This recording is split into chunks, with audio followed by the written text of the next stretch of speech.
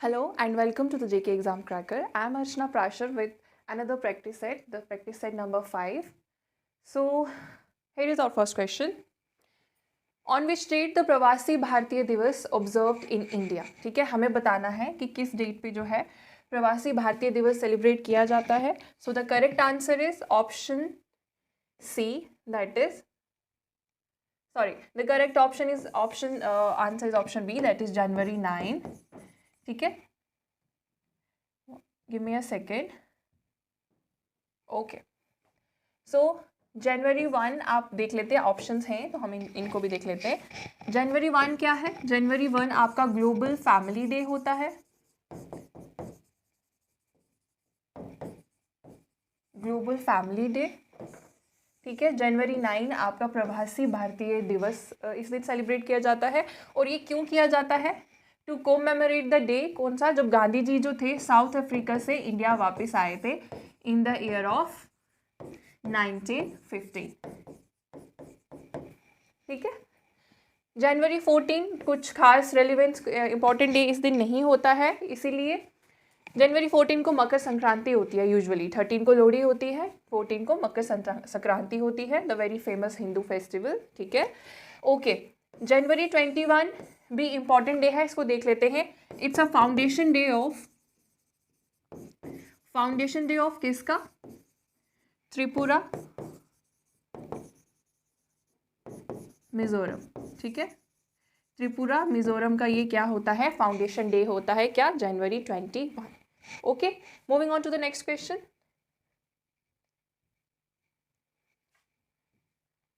What was the primary field of Ved Prakash Nanda who passed away recently? अभी एक personality है जिनकी डेथ हुई है, ठीक है, जिनका नाम है प्रकाश नंदा.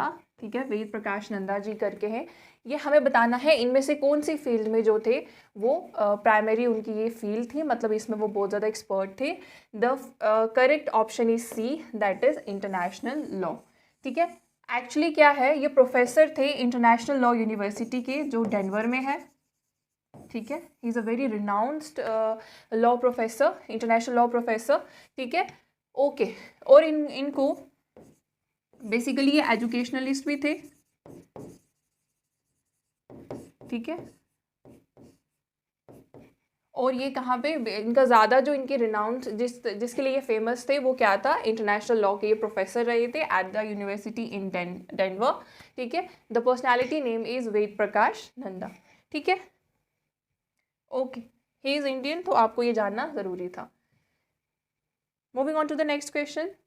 विच leader initiated the motion of no confidence against the union government which was accepted by the Lok Sabha? ठीक है. Is it Pradyut Bardolai? Is it Gaurav Gogoi? Is it Abdul Khalik? Is this Jyotsna Mahant? हमें बताना है. देखो, सबसे पहले देख लेते हैं नो कॉन्फिडेंस क्या होता है. नो कॉन्फिडेंस मोशन जो है वो कांग्रेस ने इनिशिएट किया अगेंस्ट द रूलिंग गवर्नमेंट. आपको पता है बीजेपी. ठीक है. तो क्यों किया? क्यों करते हैं ये? बेसिकली जब हम बोलते हैं कि हमें जो कॉन्फिडेंस मतलब गवर्नमेंट की वर्किंग पे, ठीक है, गवर्नमेंट प्रोसीजर्स पे हमें जो है वो कॉन्फिडेंस नहीं रहा, यकीन नहीं रहा, हमें मतलब उनके जो काम है वो सही नहीं लग रहे हैं, किसी एक पर्टिकुलर बात पे हो सकता है या फिर किसी पर्टिकुलर मैटर पे उनका अगर जो है व्यूज़ जो है वो मिसमैच हो रहे हैं, तो वो क्या करती है? ऑपोजिशन पार्टी जो है नो कॉन्फिडेंस मोशन जो है वो चला सकती है. ठीक है, अगेंस्ट द पार्टी जिसके भी जो रूलिंग पार्टी है उसके अगेंस्ट. ठीक है. सो लैक ऑफ कॉन्फिडेंस के लिए होता है नो कॉन्फिडेंस मोशन, और ये स्पीकर ने जो है रिसेंटली एक्सेप्ट कर दिया है. ऐसा नहीं है कि अभी, वैसे अगर ये एक्सेप्ट हो जाए तो उसके बाद गवर्नमेंट को रिज़ाइन करना पड़ता है. ठीक है, अगर ये पास हो जाए. अभी सिर्फ एक्सेप्ट किया है स्पीकर ने. ठीक है, पास तो नहीं होगा क्योंकि मेजॉरिटी पार्टी हम जानते हैं बीजेपी है. So this is all about no confidence motion. अभी बताना है हमने कि किसने जो है एक्सेप्ट किया है स्पीकर ने. उनका नाम है Gaurav Gogoi. You all I am hoping that you must know that.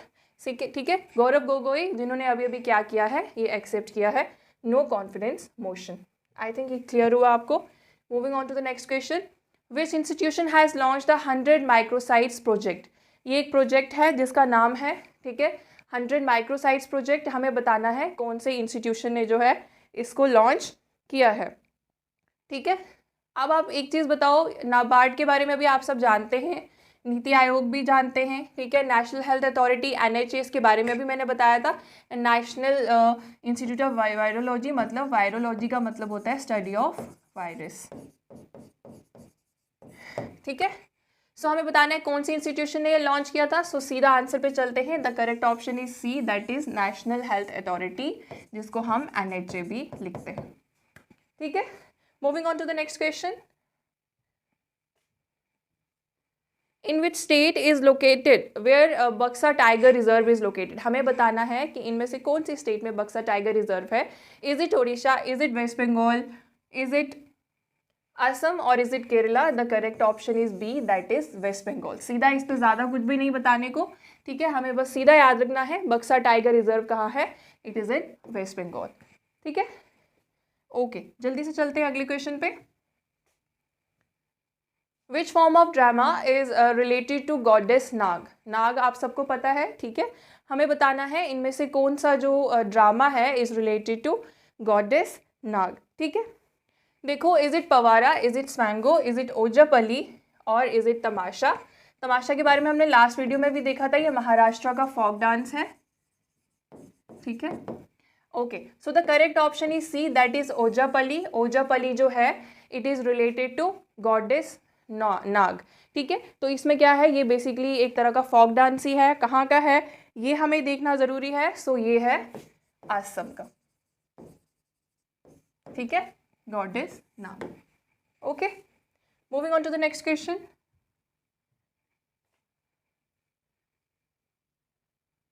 Okay, which city has been given the status of World Heritage City by UNESCO in July 2019? भाई इस क्वेश्चन पे मैं बात ही नहीं करूँगी क्योंकि इसके बारे में ऑलरेडी मैंने प्रीवियस सेशंस में काफ़ी कुछ बता दिया है, ठीक है। सो आप सबको पता ही, अगर आपने सारे सेट्स देखे हैं, the correct option is Jaipur, second थी, ठीक है, first is the correct option. मतलब जयपुर जो है उसको वर्ल्ड हेरिटेज सिटी का जो है स्टेटस मिला है इन द ईयर 2019, और ये किसने दिया है, सामने आपको क्वेश्चन से ही पता चल गया, it has given by UNESCO, ठीक है।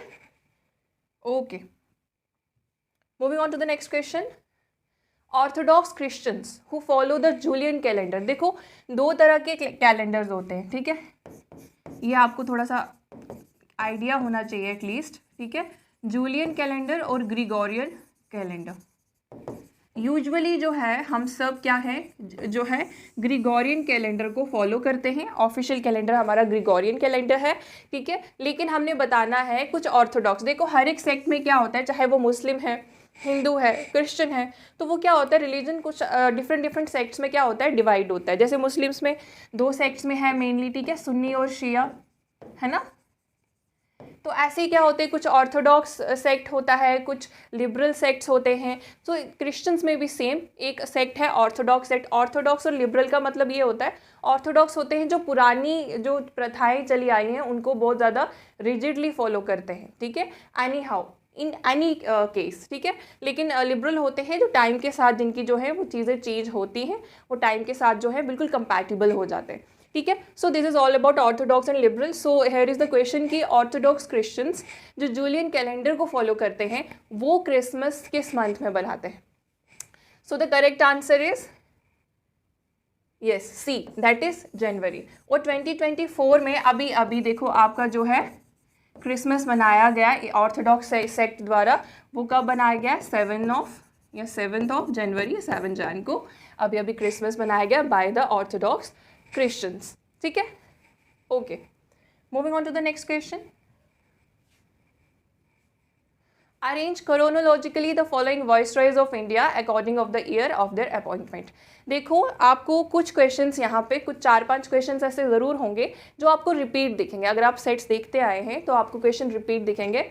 देखो, कभी क्या होता है, when you are in the front of so many people ना, इन फ्रंट ऑफ कैमरा, तो आपको क्या होता है कि कुछ चीज़ें आपके एंड से डेलिबरेटली नहीं, अनइंटेंशनली जो है वो रॉन्ग डिलीवर हो जाती हैं, ठीक है। So we are here to rectify them, ठीक है। कुछ टाइपिंग एरर्स की वजह से, ऑप्शंस की टाइपिंग गलत हो जाने की वजह से एरर्स हो जाते हैं, और कुछ क्या है कि मिसकंसेप्शन भी हो जाती है आपकी तरफ से भी, ठीक है। सो इन चीज़ों को जिन जिन क्वेश्चंस में हमें लगा कि डाउट्स हैं, ठीक है, वो क्वेश्चन हमने इसमें ऐड किए ताकि आपको वो डाउट जो है वो क्लियर हो जाए, ठीक है। इसीलिए आपको इस सेट में कुछ क्वेश्चन जिन जो डाउटफुल रहे वो आपको रिपीटेड मिलेंगे, ठीक है। ओके, सो हमने क्या करना है इन वॉइसरॉयज को क्रोनोलॉजिकली। पिछली बार मैंने एक डेट मेरे से गलत होने की वजह से थोड़ा सीक्वेंस गलत हो गया था, आंसर आपको बिल्कुल सही बताया था, आंसर में कोई दिक्कत नहीं थी, लेकिन बस आपको यहाँ पे जो इनके पीरियड्स बताए गए थे उनमें थोड़ा सा, उनमें जो है एक गलत होने की वजह से थोड़ा सब में जो है वो चेंजेस हो गए थे, ठीक है। So here we are to rectify this question. So अब हमने इनका क्या बताना है, अरेंजमेंट बताना है, ठीक है। तो हम इसको पहले पूरा देख लेते हैं। देखो, लॉर्ड कैनिंग का जो पीरियड है वो 1856 से स्टार्ट होता है, ठीक है, और लॉर्ड लिटन का पीरियड जो है वो 1880 पे ख़त्म होता है। बीच में जो भी सीक्वेंस है हम उनको प्रॉपर तरीके से देख लेते हैं, आप लिख भी लेंगे और याद रखेंगे ताकि हमें फिर से कभी कन्फ्यूजन ना हो। सो लॉर्ड कैनिंग का पीरियड था 1856 से लेके 1862 तक। इन्होंने क्या किया था, इनका जो मेजर अचीवमेंट मैंने लिख रखे हैं आगे ताकि आपको वॉइसरॉय के पीरियड के साथ साथ उनके बारे में जो खास बात है वो भी याद रहे, ठीक है। सो 1856 से 1862 क्या किया था इन्होंने, abolished doctrine of labs. Doctrine of labs के बारे में आप सब जानते हैं, ठीक है, जिसकी वजह से जो मेजर रीजन था 1857 के रिवॉल्ट का, ठीक है। सो उसको एबॉलिश किया था किसने, लॉर्ड कैनिंग ने, ठीक है। लॉर्ड एल्गिन, इनका पीरियड बहुत ही शॉर्ट था 1862 से 1863, कोई मेजर अचीवमेंट इनके उसमें नहीं है। तो ये याद रखने वाली बात है कि वहाबी मूवमेंट आप सब जानते हो, मूवमेंट फॉर मुस्लिम रिफॉर्म, ठीक है, तो वो मूवमेंट जो है वो इनके पीरियड में ही हुई थी, ठीक है। नेक्स्ट, लॉर्ड लॉरेंस का पीरियड क्या है, 1864 से 1869। इनकी अचीवमेंट्स में क्या आया, एस्टैब्लिशमेंट ऑफ हाई कोर्ट। इन्होंने क्या किया था, हाई कोर्ट्स एस्टैब्लिश किए थे, कहाँ पे, कलकत्ता में और मद्रास में, ठीक है। नेक्स्ट, लॉर्ड मायो के बारे में हम 2-3 सेशन में देखा हमने कि उनका असैसिनेशन हुआ था कहाँ पे, पोर्ट ब्लेयर में। ये इकलौते ऐसे वॉइसरॉय रहे, गवर्नर जनरल रहे उस टाइम, ठीक है, 58 नो वॉइसरॉय। सो इकलौते ऐसे वॉइसरॉय रहे जिनका क्या हुआ, इंडिया में असैसिनेशन हुआ था, ठीक है। पोर्ट ब्लेयर में हुआ था, किसने किया था भाई, ये आप सबको याद ही हो गया होगा, शेर अली अफरीदी, ठीक है, ओके। नेक्स्ट क्या है, लॉर्ड नॉर्थब्रूक 1872 से 1876 तक रहे। यूनिवर्सल मैरिज एक्ट इन्होंने लाया था, इंटरकास्ट मैरिज इन्होंने यहाँ पे पहली बार जो है इंडिया में अलाउ की थी, लीगल की थी, ठीक है।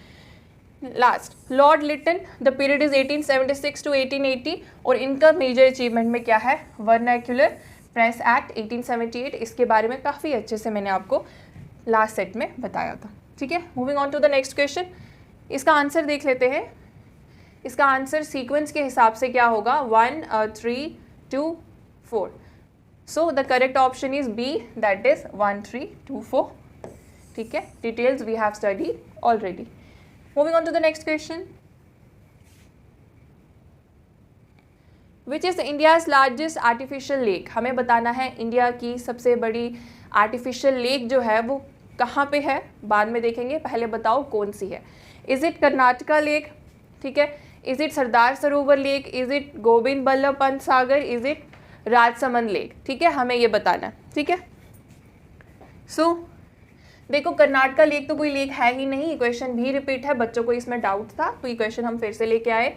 सरदार सरोवर डैम आप सबको पता है नर्मदा रिवर पे,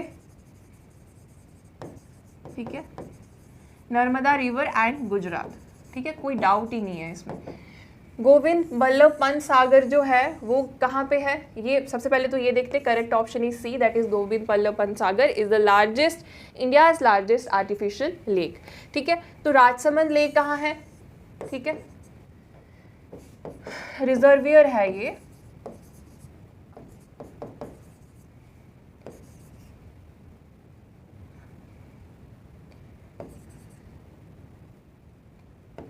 लेट मी रिमेंबर दिस, ठीक है, ये रिजर्वियर है सोन रिवर की tributary, the tributary of Son river, ठीक है, ये आपको याद रखना है, ये बॉर्डर पे है, ठीक है। राजसमंद लेक कहाँ है आपकी, राजस्थान, ठीक है। So it is India's largest artificial lake. अच्छा, इंडियाज़ स्मॉलेस्ट तो नहीं देखेंगे, इंडियाज़ हाईएस्ट वाटर लेक कौन सी है? इंडियाज़ हाईएस्ट वाटर लेक, ये आप सब मुझे कमेंट बॉक्स में बताएंगे, ठीक है। Okay, moving on to the next question. In which of the following wars Robert Clive was one among the prisoners of war. बताओ, रॉबर्ट क्लाइव के बारे में आप सब जानते हैं। रॉबर्ट क्लाइव जो है बहुत ही ज़्यादा ब्रेव और बहुत ही ज़्यादा, जिन्होंने इंग्लिश को इंडिया में फिक्स करने के लिए बहुत ही मेजर रोल प्ले किया था, ठीक है। तो बताओ कि रॉबर्ट, ऐसी कौन सी वॉर थी जिसमें रॉबर्ट क्लाइव को भी प्रिजनर बना दिया गया था, ठीक है। Is it first Carnatic war, is it second Carnatic war, is it third Carnatic war और 7 years वॉर? ये उसी का ही सेकेंड ही थी ये, ठीक है। So the correct option is A, that is first Carnatic war. इसमें क्या हुआ था, ये वॉर हुई थी फ्रेंच और ब्रिटिशर्स के बीच में, ठीक है। इनके एलाइज थे, लेकिन इनडायरेक्ट वॉर इन दोनों के बीच में ही थी, ठीक है, फ्रेंच एंड ब्रिटिशर्स के बीच में, जिसमें फ्रेंच जो हैं वो जीत गए थे, ठीक है। ब्रिटिशर्स जो थे वो हार गए थे, उन काफ़ी प्रिजनर लेके गए थे, जिसमें से एक प्रिजनर जो थे वो रॉबर्ट क्लाइव भी थे, ठीक है। ओके, नेक्स्ट क्वेश्चन देखते हैं जल्दी से। The retreating monsoon withdraws itself from, retreating monsoon पे भी बच्चों को डाउट था, ठीक है। रिट्रीटिंग मॉनसून, वो ऑप्शन जो था वो सही से फ्रेम नहीं हुए थे इसलिए, ठीक है। सो आप बताएंगे, देखो मैंने आपको उस दिन भी बताया था, जल्दी से थोड़ा सा आज बता देती हूँ। देखो, एडवांस मॉनसून, एडवांस या फिर समर मॉनसून, ठीक है। एडवांस मॉनसून, समर मॉनसून, ये आपकी कौन सी होती हैं? जून से सितंबर वाली, ठीक है। उसके बाद रिट्रीटिंग मॉनसून या फिर विंटर मॉनसून भी बोलते हैं उसको,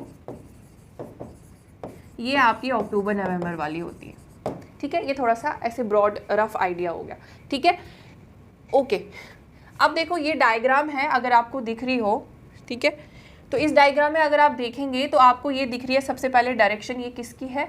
ये आप पहले तो देखो कि मैंने इसमें एडवांस मॉनसून की डाली नहीं है इमेज, ये रिट्रीटिंग मॉनसून की इमेज है, ठीक है। तो देखो इसमें क्या होता है, विंड जो है बे ऑफ बंगाल से, यहाँ से फिर क्या होती हैं, वेस्ट की तरफ होती है। यहाँ पे है शायदरी माउंटेन्स, आपको बता दूं कि वेस्टर्न घाट्स को जो है महाराष्ट्र में शायदरी माउंटेन्स बोलते हैं, ठीक है। तो यहाँ से क्या होती है, रिफ्लेक्ट बैक होके यहाँ पे जो है, आपको पता है रेन शेड एरिया मतलब माउंटेन का वो एरिया जिसे माउंटेन से टकरा के वापस पीछे की तरफ जाके बारिश करने पे मजबूर हो जाती हैं, और यहाँ पे बारिश नहीं होती, इसको रेन शेड एरिया बोलते हैं, ठीक है। सो ये अलग है, कभी डिटेल में पढ़ेंगे इसको, ठीक है। फिलहाल आप डायरेक्शन से ये समझ रहे हैं कि नॉर्थ ईस्ट से लेके ये वेस्ट कोस्ट की तरफ जो है इनकी डायरेक्शन होती है। और तमिलनाडु में जो है वो फ्लड्स आते हैं रिट्रीटिंग मॉनसून की वजह से। वो क्यों आते हैं? बिकॉज ऑफ दिस माउंटेन वापस जो है यहाँ से टकरा के यहाँ पे बारिश करने के लिए क्या होती है, मजबूर हो जाती है। सो तमिलनाडु में विंटर्स में, ठीक है, रिट्रीटिंग मॉनसून की वजह से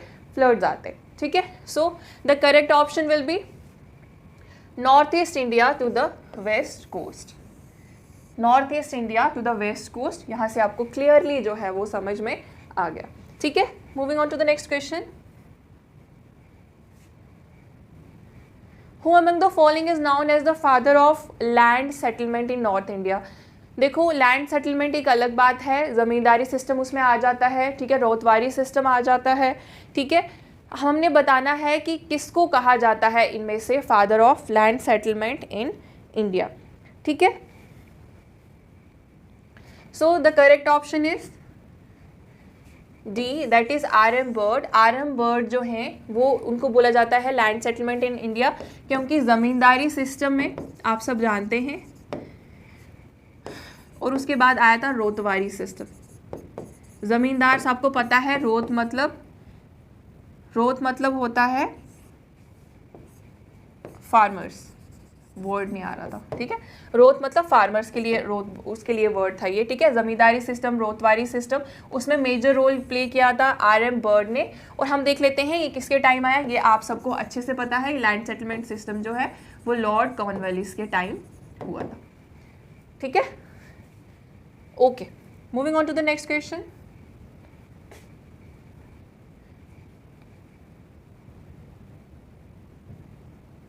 Wheeler Island was the former name of which of the following island? हमें बताना है कि व्हीलर आइलैंड जो है इनमें से कौन से आइलैंड का पुराना नाम था। ठीक है, तो आपको सीधा से बताते हैं, answer A, option A is correct, that is Abdul Kalam island. ठीक है, ये ओडिशा कोस्ट से, ये ओडिशा का ही मैप है। ठीक है, ओडिशा को देखो, भितरकनिका नेशनल पार्क के बारे में भी हमने पढ़ता, इट इज इन ओडिशा। ठीक है, अगर आपको दिख रहा हो तो। ठीक है, so I think 250 around kilometres away from Odisha coast. ठीक है, ओडिशा कोस्ट, और आपको पता है कि ये जो है बे ऑफ बंगाल में है। कहाँ पे है? Bay of Bengal. ठीक है, ओके। नया नाम क्या है? Abdul Kalam island. Okay, which variety of rice is often referred to as the queen of rice? ये तो सबको ही पता है बिना ऑप्शंस देखे ही कि कौन सी वेराइटी ऑफ राइस को जो है वो हम क्या बोलते हैं? Queen of rice. देखो, इसको क्वीन ऑफ राइस के साथ साथ पर्ल ऑफ राइस भी बोलते हैं। ठीक है, क्वीन ऑफ राइस के साथ साथ पर्ल ऑफ राइस भी बोलते हैं। ऑप्शंस हम देखेंगे ही नहीं। The correct option is A, that is basmati. ठीक है, क्यों? बिकॉज ऑफ इसके यूनिक क्या है? फ्रेग्रेंस, यूनिक फ्रेग्रेंस है इसकी, और या फिर यूनिक फ्लेवर की वजह से it is called queen of rice और पर्ल ऑफ राइस।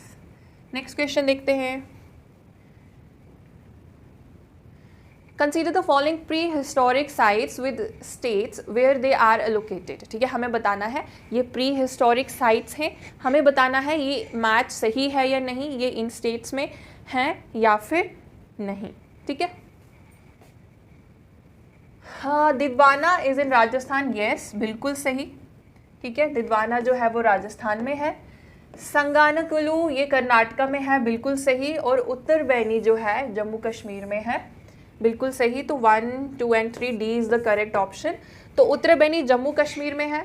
ठीक है, जम्मू कश्मीर में कहाँ पे है? जम्मू में है, जम्मू डिवीजन में है। ठीक है, जम्मू डिवीजन में कहाँ पे है? सांबा में है। ठीक है, और सांबा में एक परमंडल विलेज है, उसके पास ही है। ठीक है, तो ये प्री हिस्टोरिक साइट आपको याद रखनी बहुत ही ज़रूरी है। ठीक है, moving on to the next question. Consider the following statement about project Himank, this is also a repeated one. ठीक है, इसमें कुछ बच्चे कह रहे थे कि लद्दाख JNK का हिस्सा नहीं है, पता नहीं क्या कुछ आपके थे कुछ डाउट्स, तो उनको देख लेते हैं। देखो, प्रोजेक्ट हिमांग बेसिकली बिल्कुल सही बात है, it is a project of border road organisation. ठीक है, दूसरी बात, it is responsible for constructions of road in Ladakh region of Jammu and Kashmir. इतनी सी बात के लिए आप लोगों ने इतने कमेंट्स लिख दिए कि मतलब लद्दाख रीजन क्यों लिखा है ऑफ जम्मू एंड कश्मीर। भाई ठीक है, कहीं कहीं अब आपको देखो टाइपिंग एरर्स भी नाम की भी कोई चीज़ होती है। ठीक है, तो आपको अब पता है अब लद्दाख नहीं है हिस्सा का, तो ठीक है, हमने बहुत बार सेट में इसको बोल भी दिया है। ठीक है, तो थोड़ा सा है ना, ज़्यादा वो नहीं करना चाहिए। देखो, it is responsible for construction of roads. ठीक है, बिल्कुल सही बात है। और कहाँ पे? लद्दाख रीजन में। अभी अभी आपको पता है लद्दाख में जो है उमलिंगला पास है। ठीक है, Umlingla pass considered as highest motorable road. ठीक है, हाईएस्ट मोटरेबल रोड। ठीक है, अभी अभी किसने कंस्ट्रक्ट की है? BRO ने, प्रोजेक्ट हिमांग के थ्रू। इसीलिए रिकॉर्ड बनाया है इन्होंने एक, इसीलिए ये जो है करंट अफेयर का एक इंपॉर्टेंट सेक्शन बन जाता है। ठीक है, सो दोनों स्टेटमेंट्स बिल्कुल सही हैं। So the answer will be C, that is both 1 and 2। Okay, moving on to the next question. Consider the following matches, हमें बताना है इनमें से कौन सा जो है वो सही मैच हुआ है। ये फोक डांसेस हैं, हमें बताना है कि ये बिल्कुल अपनी अपनी स्टेट से जो है मिलते हैं या नहीं। विधि कर्नाटका का बताओ है या नहीं, थोड़ा पंजाब का, तमाशा महाराष्ट्र का। ठीक है, और रॉफ जो है वो जम्मू एंड कश्मीर का। देखो, विधि जो है आपका आंध्र प्रदेश का है। ठीक है, थोड़ा आपका जो है वो यूपी का है, मतलब ये दोनों तो गलत हो गए, हमें बताना है सही कौन से हैं। तमाशा जो है महाराष्ट्र का है, बिल्कुल। रॉफ हम सबको पता है जम्मू कश्मीर का बहुत ही फेमस फोक डांस है। ठीक है, सो 3 और 4 ठीक है। So the correct option will be C, that is only 3 and 4 are the correct options. ठीक है, तो वो भी मैंने आपको बता दिए, you need to remember all this. Okay, next question क्या है? Consider the following matches. Okay, ये क्वेश्चन रिपीट हो गया, I am really sorry for this. Next question is who among the following was the last Maharaja of Jammu and Kashmir. इसमें भी बच्चे ऐसे कुछ डाउटफुल थे, तो देखो the correct option is B, that is Maharaja Hari Singh. Last ruler जो थे, क्या हो गया इसको, ठीक है, लास्ट महाराजा कौन थे जम्मू कश्मीर के, B, that is Maharaja Hari Singh. ये आप सबको पता है। करण सिंह भी इनके बेटे थे but he was not the ruler, ठीक है। सो लास्ट रूलर जो थे महाराजा हरि सिंह थे, ठीक है। इसमें कुछ बताने जैसा नहीं है। Moving on to the next question. Kashmiri hand knotted carpets are prepared through a special way of weaving known as. Kashmiri जो हैंड नॉटेड कार्पेट्स है आर वर्ल्ड फेमस, ठीक है, बहुत ही ज़्यादा ब्यूटीफुल, बहुत ही ज़्यादा फेमस हैं। तो हमें बताना है ये जो टेक्निक है जिसके थ्रू ये प्रिपेयर किए जाते हैं उसको हम क्या बोलते हैं। So the correct option is A, that is Taleem. Okay, ठीक है। नेक्स्ट क्वेश्चन देखते हैं। Kud dance is performed in the honour of. Kud dance जो है वो किसके ऑनर में हम परफॉर्म करते हैं, हमें देखना है, ठीक है। तो इज इट काली माता, इज इट कुल देवता, इज इट लॉर्ड कृष्णा और इज इट लॉर्ड विष्णु, ठीक है। देखो फेमसली जो है कुद डांस जो है वो लोक देवता, ठीक है, लोक देवता के ऑनर में सेलिब्रेट किया जाता है। यहाँ पे आपको लोक देवता ऑप्शन में दिख रहा है, नहीं। सो लोक देवता किसको कंसीडर करते हैं हम, कुल देवता को, ठीक है। सो कुल देवता ही राइट आंसर है। बच्चे वहाँ पे बोल रहे थे लोक देवता, भाई लोक देवता किसको बोलते हैं, कुल देवता को ही बोलते हैं। जो अपने कुल के देवता होते हैं उसको हम लोक देवता भी बोलते हैं। So the correct option is B, that is kul devta, ठीक है। आई होप अब आपको डाउट्स नहीं रहेंगे। विच of the following shawls is not protected by GI tag, ठीक है। ये थोड़ा सा मेरी तरफ से गलती थी, सो आई अपोलोजाइज, ठीक है। कानी शाल को बिल्कुल मिला है GI टैग, हमें पता है, ठीक है। पश्मीना शॉल को भी मिला है, हमें पता है, और रिंग शॉल को भी मिला है। ये बहुत ही फेमस शाहतूश जो है उससे बनता है ये, ठीक है। ये एक पूरा शॉल एक रिंग से जो है पास हो जाता है। So it is quite famous in और स्टेट, अब नहीं, अब लद्दाख में, ठीक है। सो यहाँ पे भी मिल जाता है। रफल शाल जो है, रफल शॉल, इसको अभी तक GI टैग नहीं मिला है पर ये GI टैग की रजिस्ट्री में ज़रूर इन्वॉल्व है, ठीक है। सो की वजह थोड़ा डाउट हो गया था, ठीक है। और ये भी होता है कई बार कि अलग अलग रिसोर्सेज पे ना अलग अलग चीज़ें भी आपको मिलती हैं, ठीक है। तो कभी कभी उसकी वजह से भी जो है चीज़ें मतलब हमें कुछ और पता होती हैं। तो क्या होता है कि अब जो होता है, अब देखो गवर्नमेंट साइट्स पे आप देखोगे तो इन्फॉर्मेशन थोड़ी सी वेरी कर जाती है, ठीक है, वहाँ इवन वहाँ पे भी, ठीक है।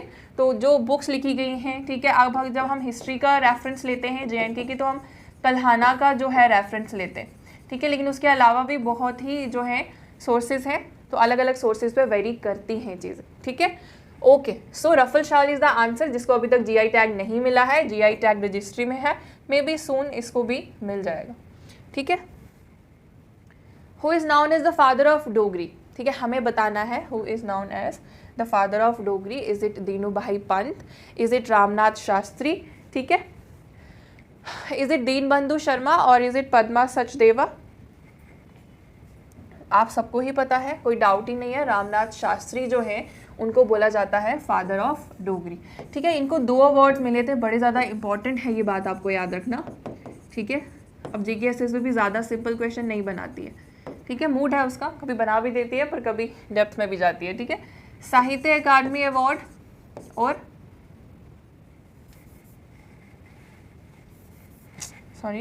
साहित्य अकादमी अवार्ड इनको मिला था, साहित्य अकादमी अवार्ड इनको मिला था 1977 में, ठीक है। और इनको मिला था पद्मश्री मिला था इनको 1981 में, ठीक है। So the correct option is क्या, रामनाथ शास्त्री, जिनको फादर ऑफ डोगरी बोलते हैं। He is a very very versatile personality.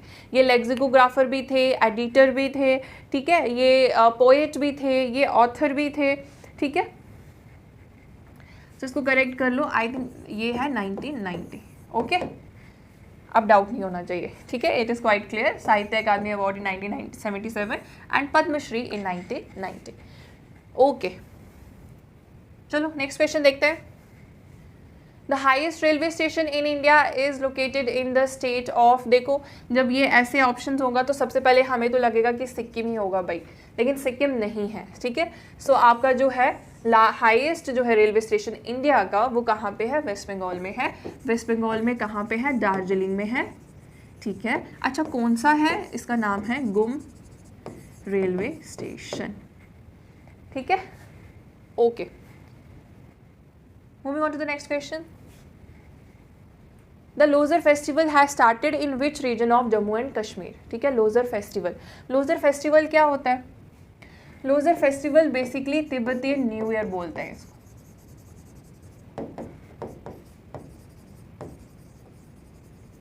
ठीक है। लोजर फेस्टिवल जो है उसको बोलते हैं तिब्बतियन न्यू ईयर। ये सिर्फ एक जगह नहीं, ये सिक्किम में, अरुणाचल प्रदेश में, लद्दाख में, ठीक है, मनाया जाता है, ठीक है। तो ये आपको समझ में आ गया, तिब्बती न्यू ईयर है, इन जगह पे बनाया जाता है। यहाँ से आपको करेक्ट आंसर भी मिल गया, Ladakh is the correct option. Loser festival, आप जम्मू एंड कश्मीर को इसको मत प्लीज टारगेट करना, ठीक है। तो आप यहाँ पे मैं लिख लेती हूँ आपके लिए अर्स्टवाइल, ठीक है, ठीक है। अर्स्टवाइल जो है जम्मू एंड कश्मीर पहले जो था उसके कौन से पार्ट में ये फेस्टिवल सेलिब्रेट किया जाता है, so the correct option is Ladakh, okay okay. Next question देखते हैं। Khongsang railway station is located in which state, हमें बताना है कि खोंगसैंग जो है एक रेलवे स्टेशन है, वो इनमें से कौन से जो है स्टेट में लोकेटेड है या फिर यूटी में लोकेटेड है। इज इट मणिपुर, असम, सिक्किम या फिर अरुणाचल प्रदेश। आप सबको पता है कि ये कहाँ पे है, मणिपुर में। सो the correct option is A, that is Manipur. Manipur की एक तमेंगलोंग डिस्ट्रिक्ट है, तमेंगलोंग डिस्ट्रिक्ट, जिसमें क्या है, ये रेलवे स्टेशन जो है लोकेटेड है and it is in Manipur, ठीक है। Moving on to the next question. Ashura, Ashura processions is associated with which religion, हमें बताना है आशुरा प्रोसेशन जो है इनसे कौन से रिलीजन के साथ जो है जुड़ा है, एसोसिएटेड है। इज इट हिंदुइज्म, ज्यूइज्म, ठीक है, इस्लाम या फिर Sikhism. So the correct option is इस्लाम। देखो इस्लाम में पहले भी बताया था दो मेजर सेक्ट हैं, सुन्नी और शिया। बेसिकली तो इसको सारे ही मुस्लिम्स मनाते हैं, लेकिन ज़्यादा जो है वो शिया कम्युनिटी का जो ये है मोस्ट पॉपुलर जो है वो ये प्रोसेशन है। बेसिकली मनाया कब जाता है, ये 10th day of Islamic month होता है मुहर्रम, ठीक है, ठीक है, 10th day of Islamic month that is Muharram, उसमें ये बना होता है आशुरा प्रोसेशन, ठीक है। तो और ये ज़्यादा फेमस किस में है, शिया सेक्ट में। सो अगर यहाँ पे देखें तो is it the related with the religion Islam, ठीक है।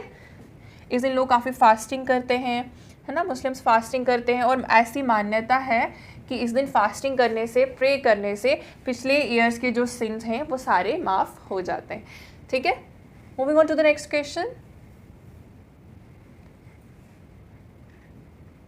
Which of the following physiographic factor predominantly influence on climate of Maharashtra?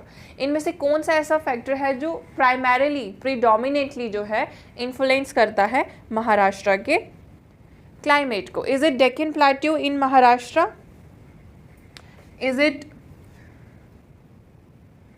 शायदरी mountain? अच्छा मैंने आपको अभी बता दिया था कि शायदरी माउंटेन्स जो हैं वेस्टर्न घाट को ही बोलते हैं। कहाँ पे बोलते हैं, महाराष्ट्र में बोलते हैं, ठीक है। वेस्टर्न घाट को ही क्या बोलते हैं, शायदरी माउंटेन्स। सो हमें बताना है, तो करेक्ट ऑप्शन पे ही सीधा चलते हैं, B, that is Sahyadri mountain and Satpura range. ये रेंज बेसिकली क्या करती है, देखो अब क्या है कि महाराष्ट्र है कुछ, ठीक है, इस साइड पे, ठीक है, दिस इज महाराष्ट्र, यहाँ पे मुंबई, ठीक है। महाराष्ट्र में एक्चुअली ये जो है बीच से, ठीक है, वेस्टर्न घाट्स जाते हैं। वेस्टर्न घाट्स जो हैं वो क्या करते हैं, जिसको हम शायदरी बोलते हैं, जो यहाँ से आती हैं, मैंने आपको उसी टाइम बताया था, नॉर्थ ईस्ट से जो हवाएं आती हैं, ठीक है, मॉनसून्स आर बेसिकली विंड्स, ठीक है, तो वो आती हैं, वो यहाँ से टकरा के वापस रिफ्लेक्ट हो जाती हैं। तो ये वाला एरिया जो है ये क्या रह जाता है महाराष्ट्र का, रेन शेड एरिया है, यहाँ पे बारिश नहीं हो पाती है, ये थोड़ा ड्राई रह जाता है, तो इसीलिए बोलते हैं महाराष्ट्र का जो क्लाइमेट है वो प्रीडोमिनेंटली किस फैक्टर से जो है वो इफेक्ट करता है, it is Sahyadri mountains and Satpura range, ये भी विंध्यास रेंज के पैरेलल ही हैं, आती हैं जो टूवर्ड्स महाराष्ट्र आती हैं। ठीक है, सो इन दोनों की वजह से जो है महाराष्ट्र का क्लाइमेट डिफाइन होता है। ठीक है, ओके, आई होप आपको चीज़ें क्लियर हो रही है। Okay, we have reach the end of this session. I hope आपके सारे डाउट्स भी क्लियर हुए होंगे और आपको काफ़ी कुछ सीखने को मिला होगा। मिलते हैं नेक्स्ट सेट में। Thank you so much.